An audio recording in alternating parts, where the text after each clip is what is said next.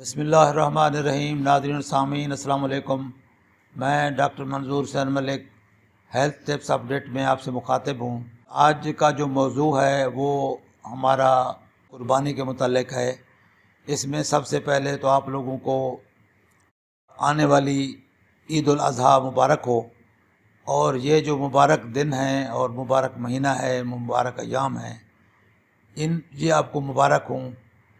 ये किस्मत में अल्लाह ताला ने हमें नसीब किए हैं, तो उम्मीद है कि हम इसके फ़ज़ाइल, इसकी जो अहमियत है उससे इस्तिफ़ादा भी करेंगे।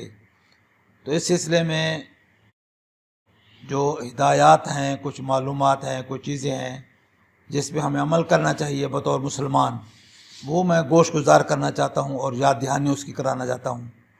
कि सबसे पहले तो ये है कि हम मुसलमान हैं और ये इतनी बड़ी नेमत और ये खुशकिस्मती और ये हमें नसीब है। तो इस सिलसिले में ये है कि हमारे ऊपर कुछ फ़राइज़ भी हैं, कुछ तकाज़े भी हैं जो हमने पूरे करने हैं। तो बतौर मुसलमान हमारे लिए जो तहारत है और सफाई है वो निस्फ़ ईमान है। तो अत्तहूर निस्फ़ुल ईमान, तो हदीस पाक जिसका मफ़हूम है कि जो पाकीज़गी है ये ईमान आधा ईमान है।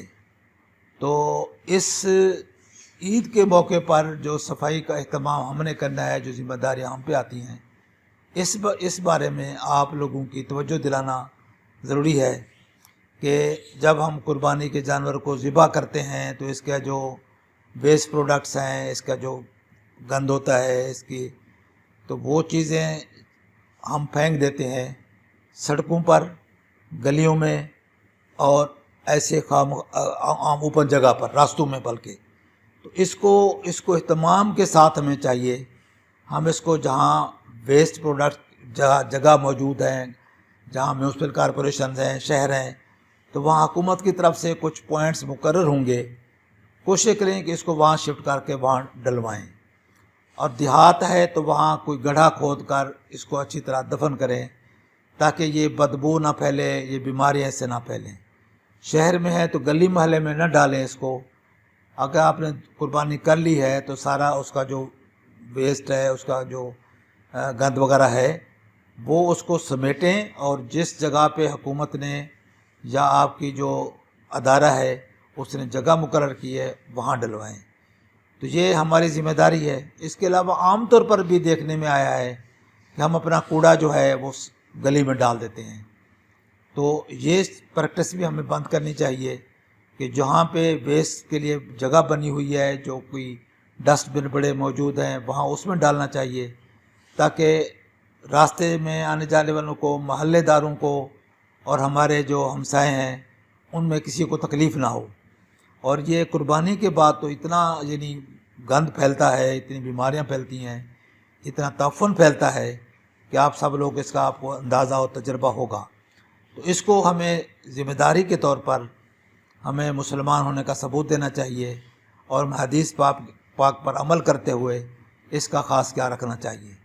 इसके अलावा कुछ हिदायत हैं जो कि गर्मी का मौसम है, हमें कोशिश करनी चाहिए कि नमाज ईद उल अज़हा जो है जल्दी वक्त पर पढ़कर वापस आकर कुर्बानी के जो जानवर की तैयारी करनी है, ज़िबा करना है, उसको करें। और कोशिश करें कि सायेदार जगह पे करें क्योंकि गर्मी का मौसम है। तो जो बंदे काम करने वाले हैं उनको ज़ाहिर गर्मी भी लग सकती है, उनको हीट स्ट्रोक हो सकता है। उसके लिए उनके लिए ख़ास तौर पर पानी का अहतमाम करें, साए का अहतमाम करें, साए में काम कराएं और उनको वक्तन फ़वक्तन पानी और पानी में कोशिश करें कि लीमू और नमक अगर मिला हुआ है तो वो बेहतरीन है, या लस्सी का अगर अवेलेबिलिटी है तो लस्सी उनको प्रोवाइड करें, नमक मिला हुआ उसके अंदर, तो वो सबसे आला और आलिशान और बेहतरीन चीज़ है, गर्मियों का तोहफ़ा है, क्योंकि उससे नमकियात भी होते हैं और मज़ीद उसमें नमक मिलाकर आप उसको दे सकते हैं। तो उससे नमक हमारे जो है वो कम नहीं होते, डिप्लीट नहीं होते गर्मी की वजह से, पसीने की वजह से। इन चीज़ों का एहतियात करें।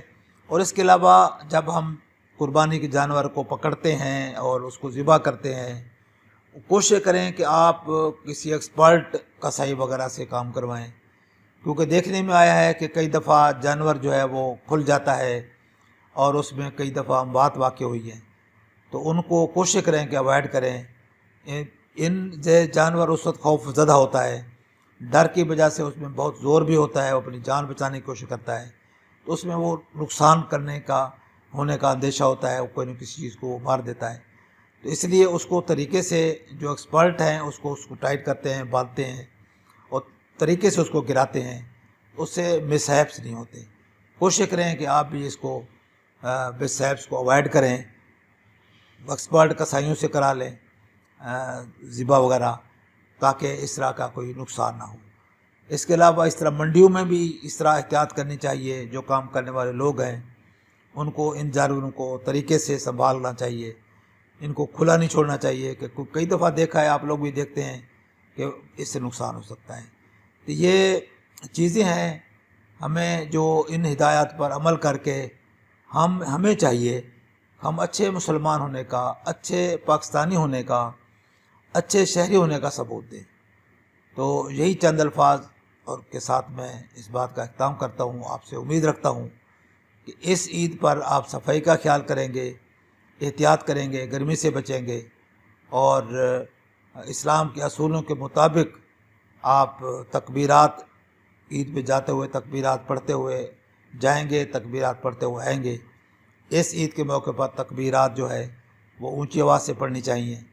باقی نماز عید اہتمام سے کریں گے، اور خاص طور پر جو اس کا عید کا جو ذبح کا جو گوشت ہے اس میں کوشش کریں گے کہ ہمسائیوں کو، جو غریب لوگ ہیں جن نے قربانی نہیں کی ہوئی، ان کے گھر میں آپ قربانی کا جو گوشت ہے وہ ضرور پہنچائیں گے، اور گھر گھر میں پہنچائیں گے، اور اس میں اپنے بچوں کو بھی ساتھ ملائیں، تاکہ ان کو بھی قربانی کی عادت، دینے کی عادت، خیرات تقسیم کرنے کی عادت ان میں بھی پڑے۔